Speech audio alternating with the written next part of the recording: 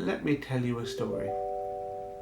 Once upon a time there was a man who was very tired.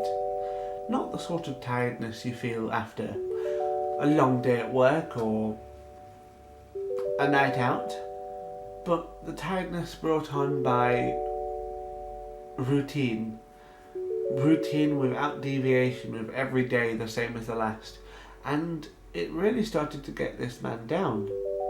He was a creative man by nature, and he loved to invent, to write, to draw, to create anything he could put his mind to. But his scheduled life of late, with its same monotone events day after day, meant that he couldn't do any of those things anymore. It really brought the man down. Until one day he decided that he didn't want that anymore. He was going to put a little bit of cinnamon in his coffee. They say that variety is the spice of life. So why not change up the routine somewhat? Make for more excitement, more time for creating. And that which he created every week, they too would have to change because they weren't him anymore.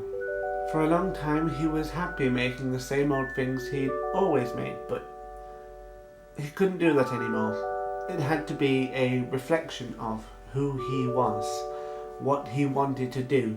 So he made a promise that everything he put out into the world would be worthy of himself and his audience, not cobbled together at the last minute, not poorly made and done just because it had to be done, but lovingly crafted out of a sheer joy at what was being done. If it meant a disruption of the way things had always been, then so be it, because some things have to change. This is the part where I should say the end, but let's not call it that. Let's call it, if you'll pardon the cliche, a new beginning.